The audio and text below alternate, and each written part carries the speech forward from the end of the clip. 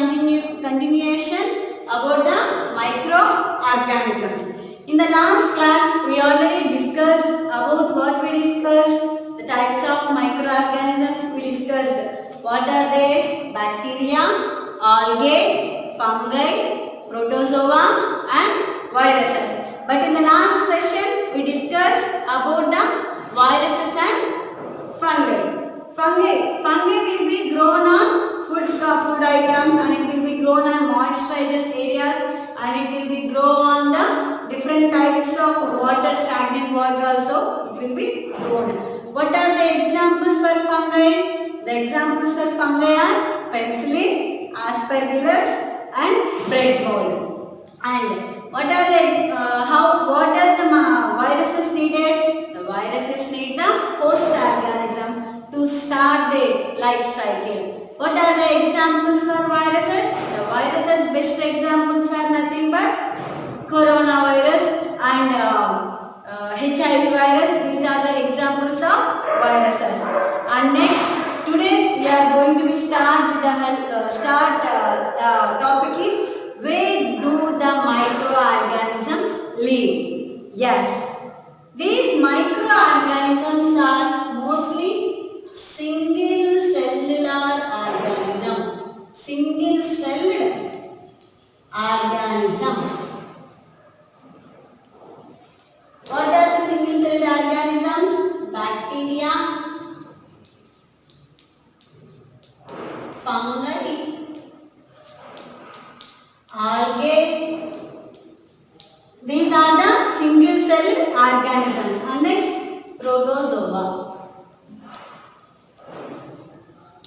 So many of the algae and the fungi are having where they are present, algae and fungi. They are in the which environment they will live?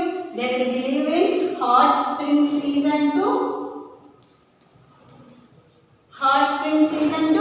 normal season. Normal season means that is the ice cold. In the environment, fungi is not further, end is not there. In the environment, they will be growing at any season. But the bacteria, protozoa and viruses, they are having a specific temperature for the growth of for the reproduction of the organism. And next, they are also found in the marshy lands. In the hot areas also, these microorganisms will be grown. And next, these microorganisms will be grown in animals and humans also. It will be grown on inside and outside of the human body also. The organisms will be grown. And next, some organisms exist freely in the environment. They can be in air, they can be in soil, they can be on the rocks. Yes, the organisms. That's why I told you in the first session, when I am going to start the microorganisms itself, I told you, wherever on the earth, the microorganisms will be present in different states and different shapes. And next, these microorganisms and us. Yes, we are also here on the earth. The microorganisms also here on the earth. They are beneficial for us, or else we are beneficial for them. Yes, both are mingled each other. We are giving the shelter. Yes, we are giving the shelter. No, we are giving the food for them to grow. No, and they are giving some good items for them to eat. No, like that. Both the microorganisms and human beings are having beneficial to each other. And next, these microorganisms are beneficial. Next, one more thing. These microorganisms are friends for us. Yes, these are friends. How these microorganisms friends for us? These microorganisms are having for the preparation of bread and cakes and some food items and alcohols. These microorganisms are going to be helpful for human beings to have and to eat and enjoy the food. At the time, the microorganisms are friendly for us and the microorganisms are beneficial for us. Yes, what you want? And sometimes these microorganisms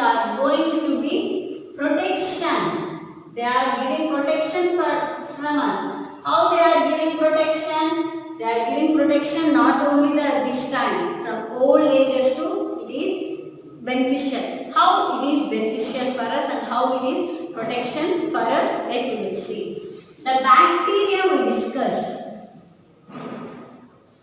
There are the types of bacteria are there. What are they? Agarobacterium,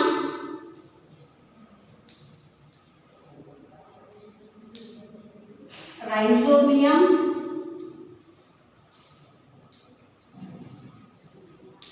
Agrobacteria, Rhizobium. These two are the family of bacteria only. But these two bacteria are present, are helpful for the soil fertility.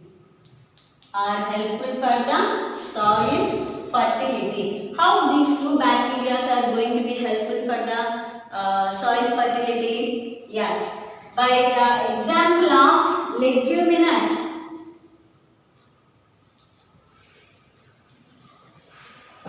Leguminous family. Leguminous family means groundnut, peas, beans. Example, these families when we are going to be growing in soil, they are having a character to get the rhizobium in the soil, and this rhizobium is helpful for nitrogen fixation. Nitrogen fixation. What does mean by nitrogen fixation? Normally the soil is having a nitrogen content. In the atmosphere also the nitrogen is there. But the plants cannot take the atmosphere nitrogen. They will take the deep layers of the nitrogen. These rhizobium bacteria will be attaches to the roots of the groundnut plant. Roots of the groundnut plant, and it will be collects the different areas. Nitrogen came near to the roots of the leguminous plant, and the plant will be getting more proteins. Yes, that's why the groundnuts are having more proteins, no? Because of it is having more nitrogen in their roots. That's why the nitrogen fixation is going to be occurring bacteria's family. Here it is going to be protection only, no? And next, some microorganisms are there. They are going to be clean the environment. How they are going to be clean the environment? When we are having that plant dead organisms, means the waste present in our houses. When you are cutting the vegetables, that the waste is there, no? That waste is going to be get decomposed. At that time, the bacteria will be produced. That bacteria manures are going to be helpful to kill some insects for the protection of plants like that, and some mosquitoes and insects are also going to be killed by spraying that bacteria. That's why the bacteria is also going to be protection for us. And next here, it is helpful for soil fertility, protection, beneficial to us as a friends. How it will be friends? With the help of some food items. Now we can consider that the microorganisms are helpful for us. Yes, it's helpful, and with these microorganisms, in our not in our country, in our people, they are going to be get more money. These microorganisms need not to get any special food. They need to just the support of temperature and some amount of compound. Huge bacteria, huge microorganisms will be produced within a less time. That much is very helpful to kill the germs in the environment. No? At the time we will get the commercial. Commercial means we can get the profit.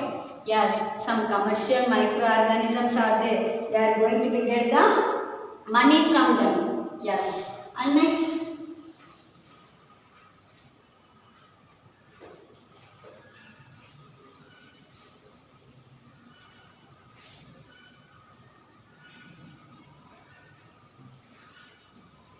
With these microorganisms making of curd and bread. With these microorganisms making of curd and bread. How we can make the curd and bread with the microorganisms? Let's see. In your home, your mother, how she is going to be prepare the curd?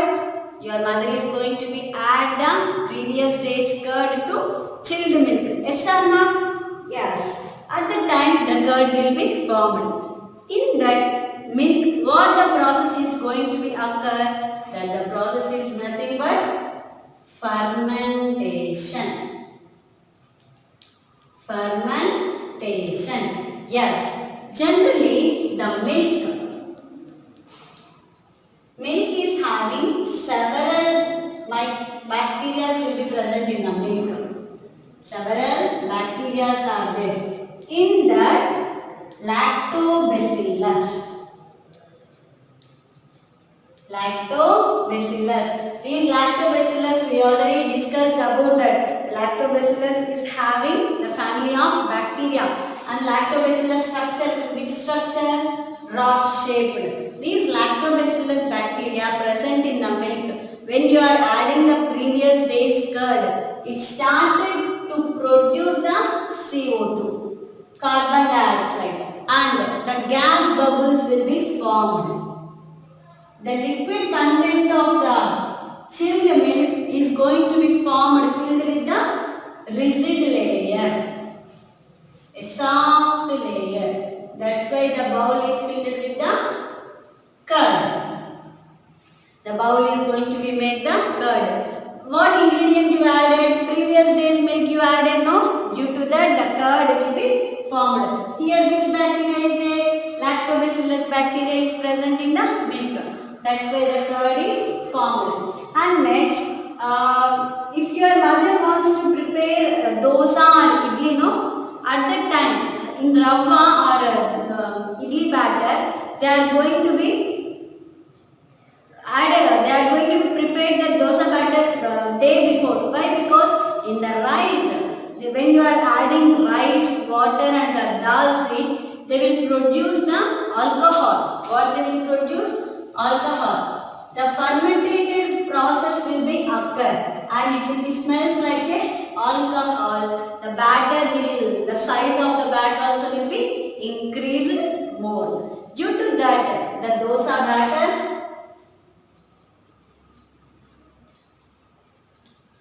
and idli batter is going to be get ready for next day to prepare the tasty dosas and tasty idlis for us to enjoy. Yes or not? To fulfill our stomachs, we are getting the dosa batter and idli batter, no? Yes. Like that, the fermentation process are also going to be occurred with the help of the bacteria. The bacteria is nothing but the microorganisms. In the milk, the lactobacillus is going to be asked to perform the making of the curd, and in the dosa batter and idli batter, the rice is going to be produce the alcohol and it is get fermented to start the to prepare the dosas and idlis. That is about the today's topic of how where do the microorganisms will live and how the microorganisms are useful for us. Is they are beneficial and it is going to be protection for us, and they are friendly or not. We discussed in this session, and tomorrow's session we need to be do one activity by the help of with the knowing the purpose of fermentation process using 2 activities. And today's session is going to be completed, children, and tomorrow we are going to be start with the activity. Thank you, children.